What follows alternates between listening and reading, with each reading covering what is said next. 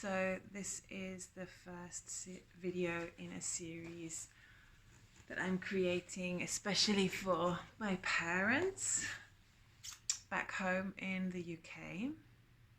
I might not look like it right now, but I'm in sunny, freezing cold Berlin, and I would like to read for you some extracts from some fairy tales.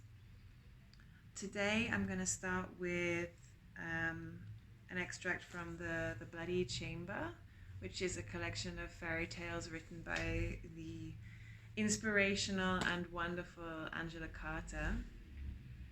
And I've just picked a very short tale today that I can read from beginning to end, and it's called The Werewolf. So I hope you enjoy. It is a northern country.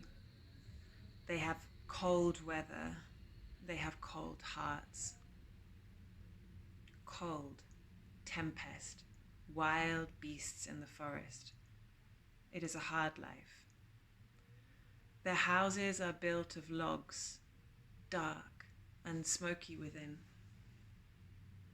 There will be a crude icon of the Virgin behind a guttering candle, the leg of a pig hung up to cure, a string of drying mushrooms, a bed, a stool, a table.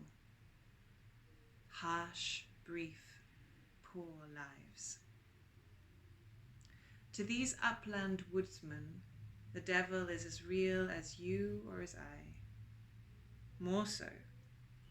They have not seen us, nor even know that we exist, but the devil they glimpse often in the graveyards, those bleak and touching townships of the dead, where the graves are marked with portraits of the deceased in the naif style, and there are no flowers to put in front of them. No flowers grow there. So they put out small votive offerings, little loaves, sometimes a cake that the bears come lumbering in from the margins of the forest to snatch away. At midnight, the devil holds picnics in the graveyard and invites the witches. Then they dig up fresh corpses and eat them. Anyone will tell you that. Wreaths of garlic on the doors keep out the vampires. A blue-eyed child, born feet first on the night of St. John's Eve, will have second sight. When they discover a witch, some old woman whose cheeses ripen when her neighbours do not, another old woman whose black cat, oh, sinister, follows her about all the time, they strip the crone, search her for marks, for the supernumerary nipple on her familiar sucks. They soon find it. Then they stone her to death. Winter and cold weather. Go and visit Grandma, who has been sick. Take her the oatcakes I've baked for her on the hearthstone and a little pot of butter. The good child does as her mother bids. 5 miles trudge through the forest. Do not leave the path because of the bears, the wild boar, the starving wolves. Here, take your father's hunting knife. You know how to use it. The child had a scabby coat of sheepskin to keep out the cold. She knew the forest too well to fear it, but she must always be on her guard. When she heard that freezing howl of a wolf, she dropped her gifts, seized her knife, and turned on the beast.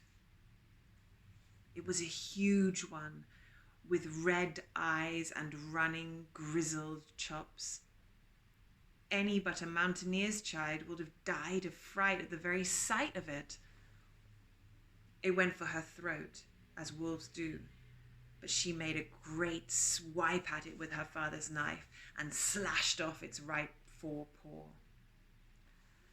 The wolf let out a gulp, almost a sob, when it saw what had happened to it. wolves are less brave than they seem. It went lolloping off disconsolately between the trees as well as it could on 3 legs, leaving a trail of blood behind it. The child wiped the blade of her knife clean on her apron, wrapped up the wolf's paw in the cloth in which her mother had packed the oatcakes, and went on towards her grandmother's house. Soon it came on to snow so thickly that the path and any footsteps, track or spoor that might have been, were obscured. She found her grandmother was so sick she had taken to her bed and fallen into a fretful sleep, moaning and shaking so that the child guessed she had a fever. She felt the forehead. It burned. She shook out the cloth from her basket to use it to make the old woman a cold compress, and the wolf's paw fell to the floor.